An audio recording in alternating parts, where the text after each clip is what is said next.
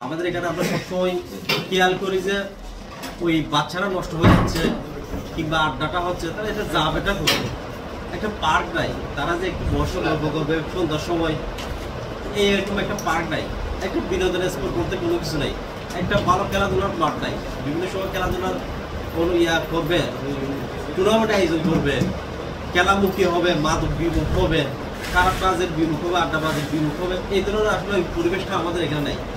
যার কারণে অনেক কিছু আমরা চাইলেও কিন্তু এদেরকে আমরা তো বলতেও কিন্তু হয়, তাদেরকে এই সুবিধাটা আমরা করে দিতে পারতেছি না।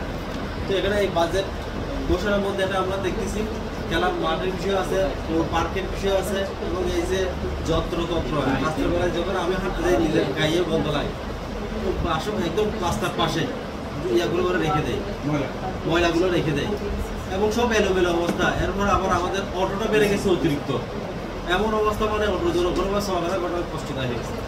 তো আমাদের যে সামনে থেকে অভিযান হবে কোনো সময় আছে এবং আমরা একসাথে মিলে এবং আপনারা যারা আছে আমাদের কাজ করি, এখানে আজকে আসছি কালকে চলে যাবো, সবাই আমরা যারা সরকারি চাকরিজীবীরা আসছি সরকারি সরাসরি কাজ করার জন্য আমরা সরাসরিভাবে কাজ করতে পারি।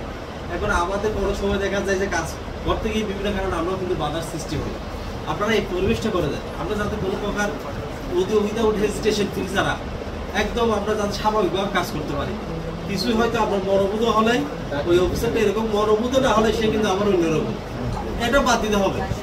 এটা বাদ দিয়ে আমাদেরকে কাজ করার একটা পরিবেশ করে দেয়।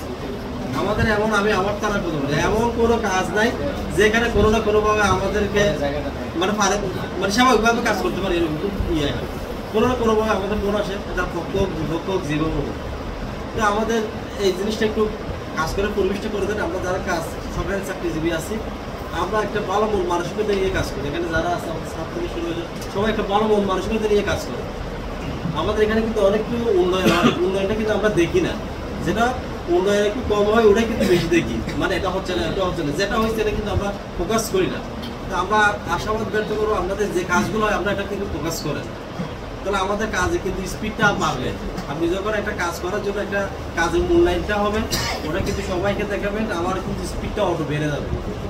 তো এই জিনিসটা সবার কাছে আপনারা যারা আছেন সাংবাদিকরা দর্পণ, এই যে আমরা এখানে আসছেন অনেক কিছু বিষয় আপনারা উত্থাপন করছেন, এটা আমার নলেজেও ছিল না, তা আপনারা উত্থাপন করছেন বলে এটা আমাদের এখানে নলেজে আসছে।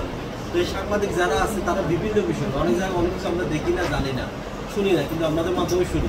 তো এই কাজগুলো আপনারা যখন বলেন তোমরা আপনার কাজগুলো করার জন্য একটা উৎসাহিত বোধ করি এবং কাজগুলো করি, আপনারা দেখাই দেন এই কাজগুলো করেন। এই কাজগুলো আমরা করি, ঠিক আমাদের যে কাজগুলো হচ্ছে এভাবে দেখাই দিচ্ছে, আমাদের যে কাজগুলো হচ্ছে এটাও একটু দেখাই দিয়েছে।